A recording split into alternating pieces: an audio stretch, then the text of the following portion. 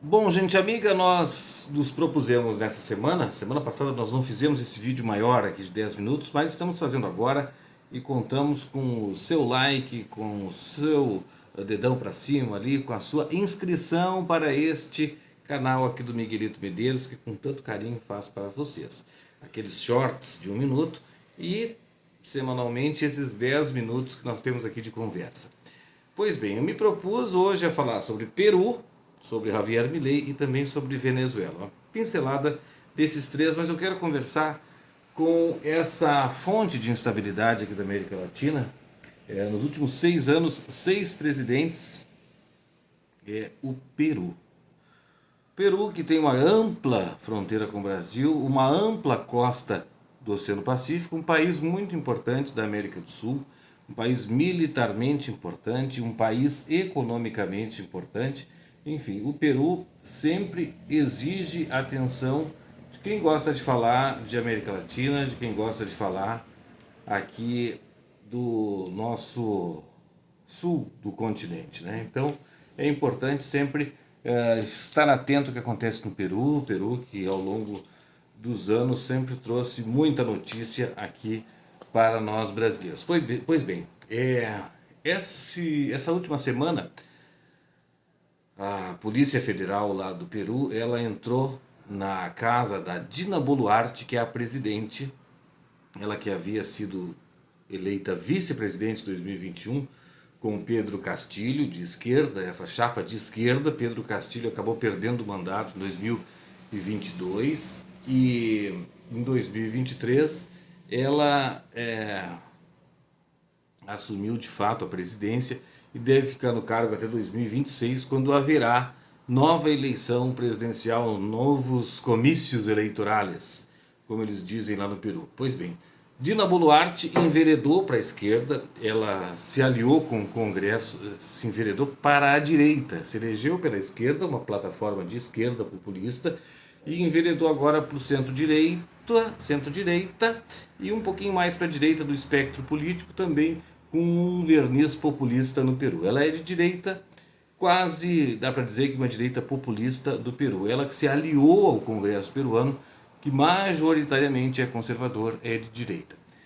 E ela foi surpreendida que na casa dela entraram os policiais com mandatos atrás de relógios importados, relógios suíços da marca Rolex, conhecidos por serem relógios bastante caros, relógios de relojoaria. Muitos deles são feitos com ouro, muitos deles com ouro branco e tudo mais.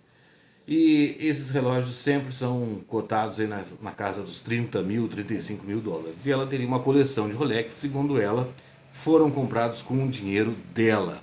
Ela que é uma funcionária pública, é advogada, é sempre ligada ao governo federal, trabalhando com instituições do governo federal ao longo da sua vida. Ela está com 60 anos, então levantou muita dúvida em relação à compra desses relógios, a compra desses relógios da marca Rolex. Pois bem, em função disso, está havendo em Lima, no Peru, a capital, uma instabilidade política. Ela que nessa semana iniciou agora com uma grande mudança, uma reforma ministerial generalizada. Muita gente se pergunta se isso pode ser o início de uma grande crise lá no Peru. A crise já está colocada desde a eleição do Pedro Castilho, mas se acredita que haja uma estabilidade, que haja uma acomodação das forças em função de uma expectativa, de uma estabilidade política, porque ela traz a estabilidade econômica e o Peru está relativamente num bom momento econômico, com inflação controlada, com desemprego na casa dos 8, 9% no geral.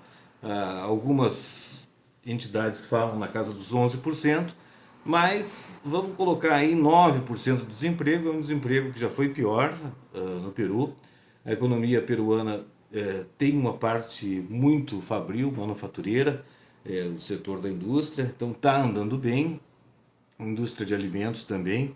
E o Peru, que sofreu muito com a Covid-19 naquele tempo da pandemia, 2020, 2021, agora está se reerguendo. Então se busca uma estabilidade política para daí vir a estabilidade econômica e social no Peru. Pois bem, falei então da Dina Boluarte, presidente, de fato, se elegeu vice-presidente e hoje é a presidente do Peru, eleições em julho de 2026. Pois bem, falar um pouquinho sobre Milei, Javier Milei, presidente da Argentina. Javier Milei, presidente da Argentina, que nessa semana ele visitou o monumento dos mortos da Guerra das Malvinas, a Guerra das Malvinas, desde 1983, 40 anos do final da guerra. E a Guerra das Malvinas é uma ferida aberta na história recente da Argentina. Javier Milei, ele se elegeu com uma plataforma assim de saudar a primeira-ministra da época da guerra, primeira-ministra da Inglaterra, Margaret Thatcher. Sempre saudou ela pelo liberalismo econômico, pelas teorias e tudo mais. Só que aí tem aquela coisa, as Malvinas são argentinas ou não são argentinas? Por enquanto são da Inglaterra e pouca gente discute isso no mundo, mas na Argentina se discute isso. E o Javier Milei, o que ele tem dito? Que dá para se aproximar. Dá para se aproximar da Inglaterra, evitar esse contencioso e ter algum tipo de aproximação com as Ilhas Malvinas, as Falklands para os ingleses, Malvinas para os argentinos. Inclusive, nessa política aí de vamos lá, um pouquinho daqui, um pouquinho dali, Javier Milei está conseguindo comprar 24 caças F-16 fabricados nos Estados Unidos e hoje na mão da Dinamarca. São caças de segunda mão, mas caças muito poderosos que seriam atualizados na sua eletrônica, na sua aviônica e nos seus armamentos e estão sendo vendidos para a Argentina. Isso sem nenhuma objeção da Inglaterra, que por um bom tempo, na época do kirchnerismo, qualquer venda de armamento com tecnologia sensível da Inglaterra que tivesse naquele armamento, poderia ser barrada, qualquer venda poderia ser barrada para a Argentina em função ainda da Guerra das Malvinas 40 anos atrás. E hoje o Milei conseguiu romper essa resistência, fazendo com que a sua força aérea argentina, tenha aí um incremento de 24 caças muito poderosos, apesar de serem usados, mas são muito poderosos, vão ser atualizados, caças F-16 da Dinamarca. São 3 lotes, tem alguns bem novos, outros mais antigos, mas todos atualizados na eletrônica, na aviônica, enfim. Vai ser um pacote de aviões renovados que a Argentina vai ter. Muito importante que a Argentina volta a ter um poder aéreo significativo na América do Sul. E falar um pouquinho de Venezuela, falei de Peru, de Argentina, Javier Milei e Venezuela. A Venezuela está com problema, a Venezuela, mesmo assim, ela consegue exportar petróleo para os Estados Unidos. Houve uma alta de praticamente 280% em janeiro desse ano, janeiro de 2024, em relação a janeiro de 2023. Tem aqui o dado, hoje uma média de 152 mil barris de petróleo cru da Venezuela para os Estados Unidos. Em janeiro do ano passado, essa média estava em 40 mil barris por dia. É pouco ainda em relação ao que o Brasil exporta para os Estados Unidos, só para ter uma ideia. O Brasil tem aí na casa dos em torno de 240 mil, aí 238 mil barris por dia que são exportados do Brasil para os Estados Unidos. A Guiana também exporta muito, viu? A Guiana estava exportando mais que a Venezuela, 175 mil barris por dia.